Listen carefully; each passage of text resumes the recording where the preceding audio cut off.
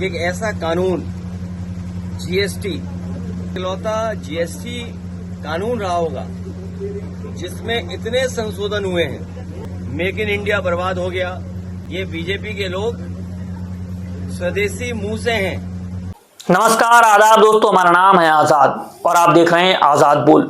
अखिलेश यादव से किसी पत्रकार ने पूछा कि जीएसटी के बारे में आप क्या कहेंगे। जीएसटी की दरें जिस तरह से कम कर दी गई, 18% के स्लैब से मिलाकर के रख दी गई हैं। बहुत सारी चीजों से जीएसटी हटा दी गई है। जहां 18% थी वहां 12% कर दी गई, 12% को 5% गई, ये जो स्लैब घटाया गया है, इसके बारे में आप क्या कहेंगे। उसके बाद जो अखिलेश यादव ने जवाब दिया वो तो जीएसटी की पूरी क्लास हो गई। इतिहास में ऐसी क्लास नहीं पढ़ाई गई, इकोनॉमिक्स में वैसी क्लास नहीं पढ़ाई गई, क्योंकि जीएसटी को जिस तरह से तोड़ के अखिलेश यादव ने सामने रख दिया जनता के सामने, जनता की भाषा में, वो जनता देख रहे और ये वीडियो हो रहा है बहुत तेजी से वायरल। इस वीडियो की हम बात करेंगे अखिलेश यादव ने क्या कहा और ले आए ट्रंप को, ट्रंप की निर्यात की जो नीति है उसको भी, और मोदी जिस तरह से उनके आगे नतमस्तक हो चुके हैं उस बात को भी उन्होंने उठाया। जिस तरह से हमारे यहाँ देश की अर्थव्यवस्था को तोड़ने की कोशिश की जा रही है, जिस तरह से ट्रंप हमारे ऊपर टैरिफ लगा रहा है, और उन्होंने कह दिया कि ट्रंप ने सिर्फ देश पर टैरिफ नहीं लगाया, मोदी जी की बीजेपी पार्टी के नेताओं की जुबान पर भी टैरिफ लगा दिया। वो लोग कुछ बोलना ही चाहते हैं। जो कहा करते थे ट्रंप ट्रंप अब की बार ट्रंप सरकार, अब वो कुछ नहीं बोल रहे हैं, खामोश हो चुके हैं। आप पहले अखिलेश यादव का वीडियो देखिए। हाल ही में हमें और आपको देखने को मिला कि एक ऐसा कानून जीएसटी जब लागू किया गया था तो ये बात कही गई थी कि व्यापार बढ़ेगा। इस कानून के लागू होने से सरल व्यवस्था लागू होगी जिससे कि व्यापारी और कारोबारी अपना टैक्स दे पाएगा।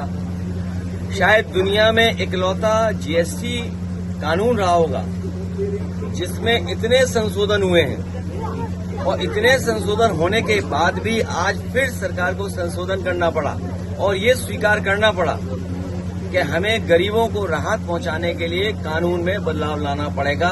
उसका जो स्लैब है वो बदलना पड़ेगा कृषि क्षेत्र में या जरूरत के सामान को लेकर के। तो सवाल ये है कि जीएसटी लागू होने से लेकर के अब तक आखिरकार सरकार ने किसको मुनाफा कमाने दिया। ये कौन लोग थे जो मुनाफा बेवजह कमा रहे थे। और याद रखना, कानून के और स्लैब के कम हो जाने से ये जो मुनाफा कमाने की जो आदत पड़ गई है वो मुनाफा कम नहीं होगा, महंगाई कम नहीं होगी। और दूसरी तरफ जो हमारा कारोबार बंद हो रहा है, अमेरिका ने जरूर टैरिफ लगाया है, हमारे कुछ काम पर कारोबार पर टैरिफ लगा दिया, लेकिन टैरिफ से ये लग रहा है कि भारतीय जनता पार्टी के नेताओं के मुंह पर भी टैरिफ लग गया है। आप उनसे सवाल नहीं पूछ सकते टैरिफ को लेकर के। हमारे भदोही का कारपेट, मुरादाबाद का ब्रास का एक्सपोर्ट, मेरठ का, सहारनपुर का, फिरोजाबाद का, तमाम जो एक्सपोर्ट होते थे अब पाबंदी लगने के बाद उनका नुकसान होना शुरू हो गया। उनका नुकसान होगा, कारीगर जो जुड़े उनका नुकसान होगा, अंतोगत्वा हमारी अर्थव्यवस्था का नुकसान होने जा रहा है। अमेरिका अगर अपनी अर्थव्यवस्था को बचा रहा है या अपनी अर्थव्यवस्था को मजबूत कर रहा है तो हमें भी ये सोचना चाहिए कि हम अपनी अर्थव्यवस्था को कैसे बेहतर करें। उसके लिए हमें फैसला लेना चाहिए। मेक इन इंडिया बर्बाद हो गया। स्वदेशी का नारा केवल मुंह से है, मन से नहीं है। ये बीजेपी के लोग स्वदेशी मुंह से हैं और मन से विदेशी हैं। अच्छा सर, किसान तो दोस्तों, आपने अखिलेश यादव का वीडियो देखा। उन्होंने इन दोनों मुद्दों को बहुत जमीनी स्तर पर समझाया और पत्रकारों सामने अपनी बात रखी। उन्होंने कह दिया कि जीएसटी का जो स्लैब खत्म किया गया है, कम किया गया, इससे जमीनी स्तर पर कोई बदलाव नहीं होगा, ये आप देख लीजिएगा। क्योंकि जिस तरीके से सरकार ने स्लैब को कम किया, जिस आधार पे किया है, वो सारी चीजें पहले से फिक्स कर ली गई थी और उसी आधार पे इसको बनाया गया और बढ़ाया गया। और दूसरी चीज, कई सारी जगहों पर जितना जीएसटी कम हुआ है उतना ही रेट उन चीजों का बढ़ चुका है कंपनियों की तरफ से। जनता को क्या मिलेगा ये सोचने का विषय है। और इन चीजों को लेकर के, अगर जीएसटी को लेकर के अब सरकार कह रही है कि उससे गलती हुई है, तो इतने सालों में जिन लोगों ने मुनाफा कमाया है, जिन लोगों के दबा के पैसा पीटा है, उन लोगों के ऊपर क्या किया जाएगा। ये पैसा किसने पीटा, ये किसकी कंपनियों में पैसा गया है। क्योंकि कई लोगों की कंपनियां 2-2,000% की ग्रोथ कर रही है एक साल में, 500 करोड़ से जाकर के 500 करोड़ में पहुंच जा रही है, 18 करोड़ से लेकर के।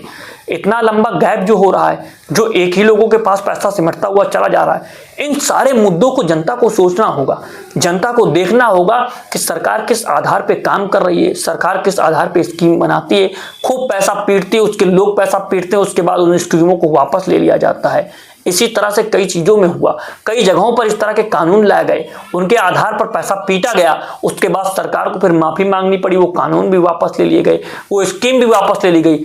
इन सारी चीजों को लेकर के जो अखिलेश यादव जनता के बीच में उतर रहे हैं, ये आप देखिए, क्योंकि सब कुछ तो आपके लिए है, सारी चीजें आपके लिए की जा रही हो, चाहे पक्ष हो चाहे विपक्ष हो, जो कोई भी हो आपके लिए, क्योंकि जनता का वोट तो सबको चाहिए।